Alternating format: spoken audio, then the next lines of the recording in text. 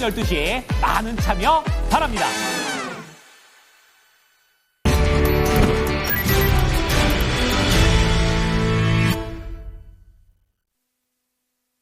쓰리포인트입니다. 오늘 장중에 정치 변수에 또 출렁거리지 않을까, 어렵사리 만들어놓은 상승 탄력을 잃어버리지는 않을까 걱정하신 분들도 있으실 테지만은 한 차례 또 출렁거림을 딛고 오히려 더 고점을 높이고 있는 양시장 분위기입니다. 그러면 오늘 장 어떤 것들을 기억해야 될까요? 딱 세 가지만 알려드립니다. 쓰리포인트. 오늘 퍼스트 프라임 리서치의 손여라 팀장 모셨습니다. 안녕하세요.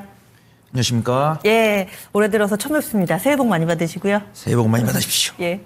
오늘 이렇게 기분 좋은 장세 손 팀장과 함께합니다. 어떤 부분 보고 계실지 첫 번째 알아봅니다. 양자암호입니다. 연말연초 뜨겁죠. 특히나 사실 우리 증시에서도 양자 관련된 종목군들이 강한데 미증시에 비하면은 이제 좀 불을 지폈나 싶을 정도로 미증시에서는 정말 활활 타오르고 있는 종목군이기도 합니다. 양자 좀 어려운데요. 계속해서 우리가 좀 봐야 된다면 공부를 해둬야 되겠죠. 팀장님 좀 알려주세요. 네, 일단 여전히 좀 매매 관점으로 보는 게 좋지 않을까 그렇게 판단을 해보도록 하겠습니다. 우리 앵커님들께서 기억하시겠지만 저번 주 금요일 3포인트 제가 2025년 투자 전략을 말씀드리고 그다음 단기 섹터랑 스윙 섹터를 말씀드릴 때 이 단기에 양자가 있었습니다. 근데 생각보다 이 양자 컴퓨터 국내 관련 종목들이 강세를 보이는 뉴스가 나와준 덕분이에요. 그래서 저번 주 금요일 어떤 상황이었냐면 이제 트럼프 대통령 당선인과 일론 머스크 CEO가 규제 완화를 통해서 뭐 AI 소프트웨어라든가 자율주행, 뭐 로봇 이런 것들을 이제 활성화하겠다라고 하면서 2025년을 양자 암호해로 만들겠다고 했습니다. 그러면서 중국에 대한 이제 견제를 진행할 때 멕시코나 캐나다 같은 경우는 관세를 부과하겠다고 했을 때 상대적으로 위축되는 모습이었다 한다면 중국 같은 경우는 강하게 반발할 가능성이 높다라고 예상을 했습니다. 다행히도 이제 1월에 휴장이면서도 중국이 자신들이 미국보다 상대적으로 양자 암호 기술 관련해서 특허를 많이 갖고 있다는 이야기 나오면서 22조 가량을 투자를 하겠다라고 이야기했습니다. 그래서 보니까 미국이 양자 암호를 개발하기 위해 투자한 자금보다 4배 이상이고 밸류넥스 니온게이자의 신문에서 나온 데이터를 봤더니 근소하게 중국이 미국보다 특허를 더 많이 갖고 있어서 중국이 미국보다 기술력 우위가 있는 것이 아니냐라는 평가들이 있습니다.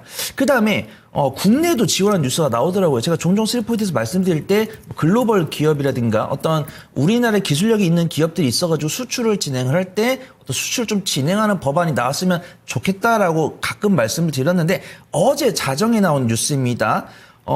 과학기술정보통신부에서 AI, 양자, 바이오 등 연구개발에 6.3조 원을 투자하겠다고 밝혔고요. 물론 이게 양자에만 포함이 된 건 아니고 이 AI랑 바이오까지 포함해서 전년 동기 대비 21% 증가한 거지만 이 세 가지 섹터 중에서 그나마 양자암호 관련 종목들이 이제 분포된 종목들이 시가총액이 작기 때문에 좀 일간 변동수 크게 좀 작용을 하는 것이다라고 판단합니다.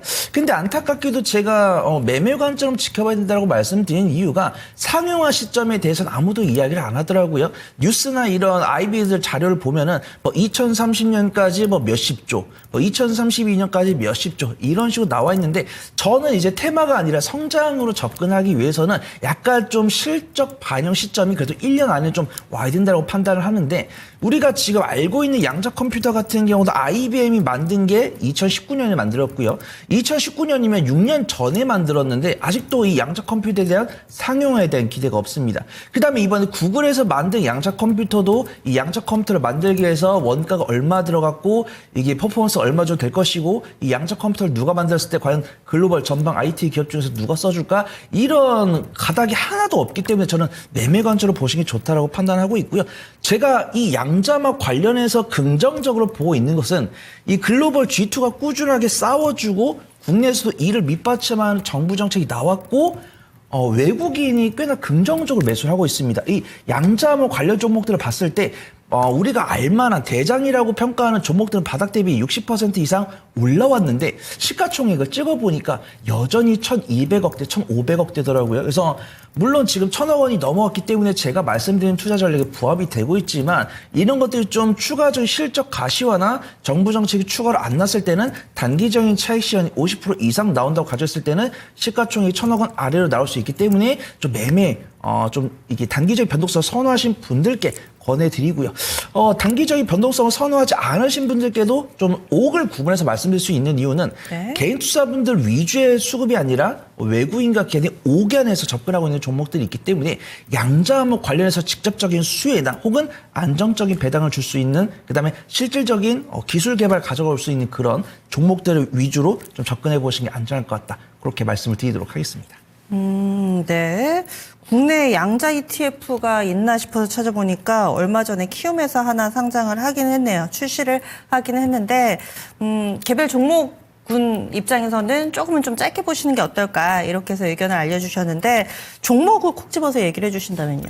네, 다양하게 말씀을 드리고 싶은데 한 종목만 딱 골라야 되기 때문에 저 SK텔레콤을 좀 골라보려고 하고 있는데 제가 SK텔레콤을 가장 유심히 봤던 게 혹시라도 배당을 임했을까봐 그걸 가장 촉진적으로 봤습니다. 그래서 솔리드나 드림 시큐리티나 라운 시큐 이런 종목들 제가 과거에 말씀드렸었고 근데 그런 종목들도 시세가 나와버렸어요. 바닥 대비 30% 이상 시세가 나왔습니다. 하지만 외국인의 순매수는 나오더라고요. 그래서 매매 잘하신 분들 그런 종목들 보시면 좋겠는데 제가 서두에 말씀드린 투자 포인트에 가장 적합한 종목은 SK텔레콤인 것 같습니다. 본업은 이제 통신 사업을 영위를 하고 있지만 이 통신 3사 중에서 양자암흑 관련해서 가장 먼저 사업을 영위를 했어요. 보니까 가장 대기업 최초로 양자기술연구소를 설립을 했고 이 양자암흑 연구개발을 진행하는 중소형 기업들에 대한 지분 투자 진행을 했습니다. 그 다음에 작년 6월에 양자기업 연합체인 엑스퀀텀을 출범한 다음에 양자암흑 통신이나 양자난수 생성기 중심으로 연구를 진행을 하고 있고 가장 먼저 국내에서 성과를 갖고 올 기업은 SK텔레콤이 아닐까 그렇게 판단하고 있고요. 배당 수익률 같은 경우는 6.5% 지급을 하고 있는데 가장 중요한 것은 배당 기준일을 주주총회 때 확정을 하겠다고 했으니까 배당을 가져갈 기회가 있다는 것입니다. 지금도 화면에 나오고 있지만 기술적 위치 괜찮고요. 수급동에 봤을 때 어제 같은 경우 외인 순매수 들어왔고 오늘 같은 경우는 외국인과 기관의 쌍끌 순매수에 들어오고 있기 때문에 박스권 하단부에서 안전하게 보유를 한 다음에 무럭무럭 우상향 기조나 아니면 배당 나왔을 때 배당 챙기면서 청산하는 그런 투자 전략 가능하다. 그렇게 좀 말씀을 드리도록 하겠습니다. 예, 알겠습니다. SK텔레콤을 옥이다 이 양자와 관련해서 볼만한 종목으로 이야기를 해주시네요. 다음 포인트 넘어가겠습니다. 두 번째로는 2차전지 그리고 ESS 관련된 부분 알아보겠습니다. 오늘 전체적으로 좋지만은 상당히 좀 반가운 종목군이 2차전지가 아닐까 싶습니다. 사실 너무하다 싶을 정도로 밀렸잖아요. 들고 계신 분들이나 혹은 내 포트에 없더라도 2차전지 내리는 거 보면은 다들 좀 많이 한숨을 쉬셨을 것 같은데 드디어 강한 반등 흐름 나타나고 있습니다. 현대기아차 이 미국의 보조금 명단에 포함이 됐다라는 호재도 전달이 됐죠. 그리고 ESS와 관련해서는 증권사에서도 장밋빛 전망들이 좀 많이 나오더라고요. 그렇다면은 이제 확실히 바닥인 것인가 여기에 대한 의견 어떠세요? 이제 확실히 바닥인 것인가는 제가 안타깝게도 네. 목에 칼이 들어와도 2분기 이상 실적 향상을 봐야지만 그렇게 좀 말씀을 드릴 것 같아요. 네. 그래서 지금도 봤을 때 2차 전지 관련해서 현대차가 보조금을 지급을 했다고 해가지고 이 지급을 누가 했나 봤더니 일단 바이든 대통령이더라고요. 그래서 바이든 대통령이 자신의 임기 전까지는 자신이 이제 지급하려던 보조금을 다 지급을 하겠다라고 이야기를 했기 때문에 우선 반도체랑 2차 전지 관련 종목들이 보조금을 지급을 한 것은 맞습니다. 하지만 1월 20일에 트럼프 대통령 당선인 취임을 하죠. 근데 이 정부 정책이라는 게 이렇게 손바닥 뒤집듯이 정책을 바꿀 수는 없지만 반기 단위나 연 단위로 바뀔 수는 있는 겁니다. 그래서 바이든 대통령이 반도체 보조금을 지급을 할 때도 2차 전지 보조금 지급을 할 때도 트럼프 대통령 입장에서 약간 좀 팔짝 뛰는 그런 경향이 있었기 때문에 이거 좀 지켜봐야 되는 대로 판단을 하고 있고요. 일론 머스크 CEO조차도 2차 전지 관련해서 보조금 안 지급해도 우리는 얼마든지 살아남을 수 있다. 이런 이야기를 했기 때문에 그들의 조합으로 이 조항에 대해서 좀 변화 가능성이 있다라고 판단합니다. 근데 오늘 2차 전지 관련 종목들 에코프로나 이런 그룹주들이 10%가량의 상승세를 보여주고 있는 부분들이고 로봇뿐만 아니라 2차 전지 외국인 가게에 전반적인 매수가 들어오고 있기 때문에 제가 보수적인 이야기 이 정도만 좀 하면 좋을 것 같고요. ESS 관련했을 때는 테슬라의 온기가 좀 있는 것 같습니다. 그래서 오늘 뉴욕 시장에서 테슬라의 사이버트럭 화재 뉴스가 나오면서 6%가량 하락을 하면서 혹시라도 국내 2차전지 관련 종목들이 약세를 보이면 어쩌지라는 좀 조바심이 있었는데 다행히도 관세 통과되고 미국에서 중국산 태양광 패널에 대해서 관세를 부과하겠다는 뉴스가 나오면서 2차 전지를 비롯한 신재생 에너지, 태양광 관련 종목들이 좀 온기가 들어오는 모습입니다. 일단 기술적 위치는 너무도 조정이 강하게 나온 상황이고 외국인과 기관의 강한 순매수가 들어오기 때문에 저는 신규 매수는 가능하다라고 판단하고 있지만 이 종목들을 단기적인 고점 돌파하고 추가 상승이 나오기 위해서는 실적으로 반영이 돼야 된다는 판단입니다. 그래서 2차 전지랑 신재생 에너지, 태양광 관련 종목들은 실적이 개선될 가능성이 있다라고 판단하고 있지만 이 종목들이 드라이빙을 걸기 위해서는 수주로 이어져야 된다는 판단이에요. 그래서 우리가 2018년에 신재생 에너지 관련 종목들 봤을 때 이 북한 이제 중국 태양광 패널에다가 관세를 부과하겠다고 한 다음에 뭐 CS 윈드나 CS 베어링 같은 기업들이 실제 미국에다가 단일 공급 계약을 하면서 실적이 나왔습니다. 일단은 트럼프 대통령 당선인 같은 경우는 국채를 발행을 해가지고 신재생 에너지 재생단지를 이제 프로젝트를 재개하겠다고 이야기까지 해놓은 상황이에요. 근데 그 뒤에 우리나라 기업들한테 수주를 줄지는 봐야 된다는 겁니다. 그래서 저는 2차 전지랑 신재생 에너지, 태양광, 해상풍력 난 없는데 이제 사겠다라고 하신 분들 긍정적으로 말씀드리지만 기대 수익률 조금 보수적으로 보시고 신규 매수했다가 수익 전환됐는데 추가 상승을 노리거나 아니면은 뭐 6개월 전이나 1년 전에 2차 전지나 이런 신재생 에너지 관련 종목들을 보유하신 분들은 홀딩할까요? 아니면 현금 확보할까요? 이런 투자 판단을 내리기 위해서는 3개월 뒤, 6개월 뒤에 실적이 나오는지 그 부분을 보시고 결정해 보신 게 좋을 것 같습니다. 네, 그래서 2차 전지와 관련해서는 아직은 조금은 더 확인해 볼 만한 부분들이 너무 많다. 사실 이제는 약간 양치기 소년 같은 섹터가 돼버렸잖아요. 괜찮을 거야, 바닥이야 하다가 현재 수준까지 왔는데 물론 오늘의 시그널이 긍정적이기는 하지만은 이 부분을 마냥 맹목적으로 믿어서는 안 되겠다. 그래서 계속 2차 전지는 좀 숫자를 확인해 보는 노력들이 필요하겠네요. 그러면 뭐 관심주 있으세요?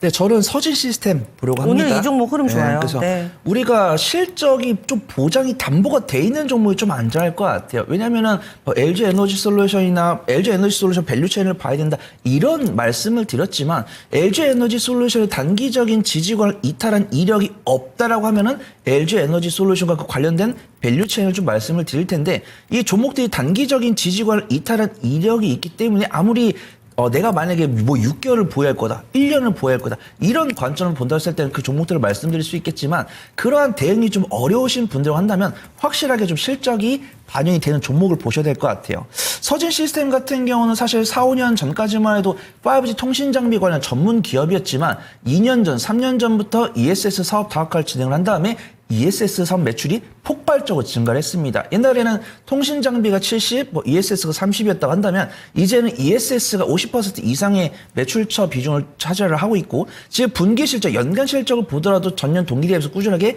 20에서 30% 이상씩 꾸준하게 상승하고 있습니다. 그다음에 서진 시스템 관련했을 때는 이 ESS 시장에서의 입지를 강화하면서 미래 에너지 시장의 공략을 박차해서 그 성과를 가져갈 거다 이런 증권가 평이 있고요. 일주일 전에 에이스 엔지니어링이라는 기업과 910억 원 규모의 에너지 저장장치 공급 계약을 체결했기 때문에 실적 향상 기조가 유지가 될 거다라고 보고 있습니다. 어려운 장세 속에서도 박스권 움직임 보여주고 있고요. 박스권 하단부에서 3개월 연속 상승하는 모습이 오늘은 좀 윗골이 달리면서 단기 차익 물량 소화가 나오는데 수급 동향을 보니까 외국인의 강한 순매수가 들어오고 있습니다. 개인이랑 기관 같은 경우는 단기적인 차익이 나오고 있지만 그 물량을 외국인이 받아주고 있고 에너지 저장장치 섹터에서는 가장 견조한 실적을 보여주고 있는 서진 시스템이 ESS 분야에서는 안전한 종목이 아닐까 그렇게 좀 소개를 드리도록 하겠습니다. 네, 서진 시스템을 콕 집어서 이야기를 해주시네요. 이 종목은 최근 들어서 여러 번 또 많은 전문가들이 입을 모아 이야기를 하고 있습니다. ESS 2차 전지뿐만 아니라 또 팔방미인 같은 성격을 가지고 있는데 얼마 전에 라스트 찬스에서 또 추천이 나오기도 하더라고요. 서진 시스템을 날짜배기 종목으로 골라주시네요. 다음 마지막 포인트입니다. 오늘 살펴볼 마지막 포인트, 역시나 이쪽도 반가운 종목군입니다. 반도체 알아보겠습니다. HBM과 낸드 플래시 관련된 종목군들로 압축을 해주셨는데 반도체는 이제 CES도 있을 예정이고 거기에다가 유리기판도 흐름이 상대적으로 괜찮은 양상인데 오늘장 반도체 강세 흐름의 특징은 어떤 거라고 보세요? 근데 오늘 좀 대부분 반도체 관련 종목들이 강세를 보이는 것 같아요. 그래서 예전에 SKC에서 넥슬리스에서 보조금을 지급을 하겠다고 했을 때, 그다음에 브로드컴이 유리기판을 차용하겠다고 했을 때 12월 중순이었어요.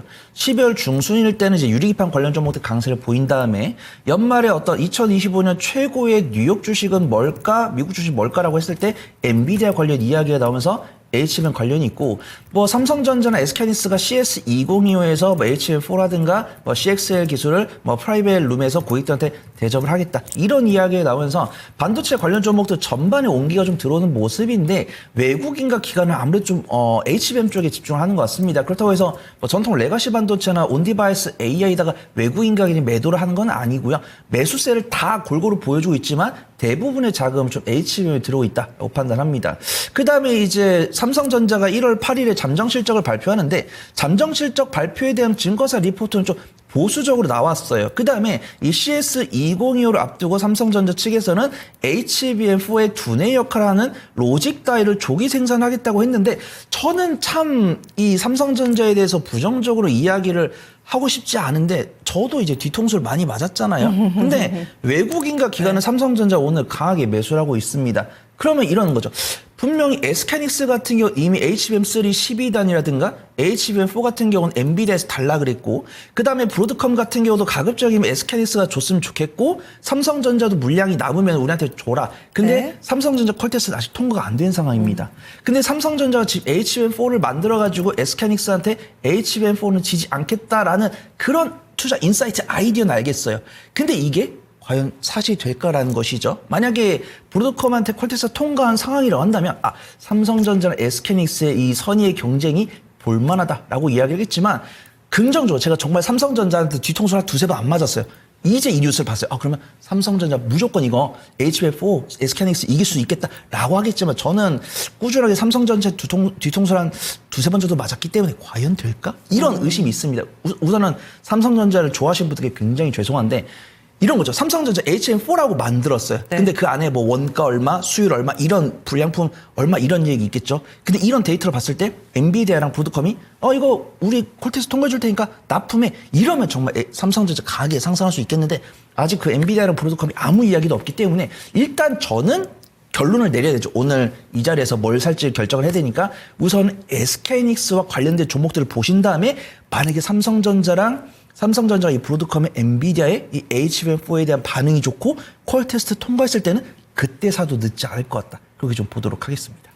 어제 제가 일부러 챙겨본 건 아닌데 KBS에서 빅퀘스트라는 다큐 같은 프로그램이었거든요. 여기서 한국 반도체 산업에 대해서 다뤘습니다. 그래서 지금 뭐 평택 쪽이라든지 뭐 용인 이쪽에 아예 실물 경기가 상권이 뭐 죽어 있다, 뭐 이런 이야기들을 하면서 현재 대한민국 반도체가 얼마나 위기에 있나에 대한 집중 분석을 하는 그런 내용이었는데요. 그래서 주가가 많이 밀렸는데, 오늘장에서 이렇게 살아나는 배경, 삼성전자 관련해서 기사가 또 오늘 하나 나왔습니다. 이 TSMC 2나노가 너무 비싸다라고 하면서 엔비디아를 비롯한 빅테크 업체들이 삼성 쪽에 파운드리를 쓰지 않을까라는 기대감이 있는데, HBM은 차치하고서라도 지금 뭐 SK 하이닉스에 좀 밀려 있는 상황이니까요. 차치하고서라도 파운드리에서 뭔가 좀 돌파구를 마련할 수 있지 않을까? 여기에 대해서는 어떻게 보세요? 일단 삼성전자 2나노 기술력이 TSMC보다 조금 뒤처진 걸로 저는 알고 있습니다. 그래서 TSMC 같은 경우 2나노, 2.5나노에 대해서는 굉장히 좀 안정적인 수율을 제공을 하고 있다라고 저는 공부를 하고 있고, 삼성전자 같은 경우 4나노까지는 괜찮은데 약간 2나노나 2.5나노까지는 약간 좀 수준 차이가 난다라고 보고 있어요. 저 역시도 이렇게 말씀드린 게 얼마나 가슴이 아프겠습니까? 애국자인데. 그래서 삼성전자 입장에서는 3나노, 2나노 기술을 개발하겠다라고 이야기를 했는데 좀 오래 걸리는 것 같아요, 그런 게. 그래서 그런 부분에 대해서는 그런 인사이트는 존중을 합니다. 그 다음에 송구할 수 있다고 봐요. 근데 그 시점에 대해서는 좀 봐야 되는 부분들이고, 외국인과 기관이 오늘은 쌍끌이 순매수를 보여주고 있지만 삼성전자한테 뒤통수 많이 맞았습니다. 이런 순매수를 보더라도 네. 이게 내가 생각했던 것보다 시간이 좀 지연된다고 했을 때 외국인과 기관이 좀 매몰차게 뒤돌아가는 경향이 있기 때문에 예. 굳이 좀 확인 매매를 해보는 게 좀 안전하지 않을까. 좀 판단해 보도록 하겠습니다. 예, 여전히 SK 하이닉스 향 종목을 봐야 된다라는 시각이신 것 같은데, 반도체, 뭐 종합업체도 있고, 그리고 또 소부장도 있고, 어떤 쪽을 좀 봐야 될까요? 종목 하나만 소개해 주세요. 네, 굉장히 좀 소외를 받고 있는 종목이고, 시세가 좀 상대적으로 좀 덜 나온 종목을 좀 보려고 합니다. 한미반도체 보려고 하고 있고요. PSK 홀딩스나 뭐 이오테크니스 너무 좋은 종목들, 그다음 뭐 테크윙 이런 종목도 너무 좋은 종목들인데 시세가 나와 버렸어요. 그래가지고 좀 그 뒤를 쫓을 수 있는 종목 중 한미 반도체가 아닐까 그렇게 판단되고 있고, 한미 반도체가 조정을 겪는 사이에 저평가 매력도가 좀 부각이 될 거다라고 보고 있습니다. 한미 반도체가 뭐 아시는 분들 너무 잘 아시겠지만 1년 전, 2년 전까지는 반도체 장비주다 이렇게 평가가 되고 있어요. 그다음에 TC 본더가 나오면서 HBM 관련해서 SK하이닉스 밸류체인에 관련했을 때는 가장 독보적인 기술력을 갖고 있다고 판단되고 있는데, 더더욱더 좀 독보적인 기술력을 갖고 있을 거다라고 판단됩니다. 우리가 그냥 듀얼 본더, TC 본더, 그다음에 타이거 본더, 타이거 TC 본더 이런 거 봤을 때는 우리가 기존의 HBM을 적층하는 목련 TC 본더에서 더더욱더 고단위층을 적층하는 데 필요한 장비를 만들고 있고, 거기다가 마이크론이나 SK하이닉스 같은 경우도 자신들이 주력으로 만들고 있는 단수가 다르고 공정 라인이 다를 겁니다. 그러면 이 TC 본더도 그 공정에 맞게끔 개량을 해서 내보내야 돼요. 그런 부분도 이제 다품종 소량 생산이고, 다품종 소량 생산의 장점은 마진이 많이 남는 것이죠. 그래서 이 마진에 대한 이야기가 많이 나왔는데 한미 반도체가 비싸다라는 의견들이 많았어요. 그래서 한미 반도체가 비싸다라는 의견이 나올 때는 저도 좀 반은 동의를 했습니다. 그때 12개월 선행포가 80이 넘었기 때문이죠. 네. 근데 그런 과정 속에서 한미 반도체가 고점 대비해서 마이너스 55%가량 밀리면서 현재 한미 반도체 12개월 선행포가 20.40입니다. 그래서 저는 상대적으로 반도체의 성장성을 봤을 때는 12개월 선행포 20은 그렇게 비싼 가격 아니다라고 판단하고 있고요. 수급 동향도 어제에 이어서 오늘까지 외국인과 기관이 강한 순매수가 들어오고 있기 때문에 한미 반도체는 이제 예전의 영광을 되찾기 위한 시발점이 될 것 같다. 그렇게 평가해 보도록 하겠습니다. 예, 알겠습니다. 한미반도체도 정말 뭐 작년 상반기에 이 주가 꾸준히 오름세를 나타내다가 하반기에 좀 쉬었습니다. 다시금 관심 가질 때다라는 의견까지 들어봤습니다. 손여루 팀장님 여기서 보내드릴게요. 오늘 말씀 고맙습니다. 감사합니다.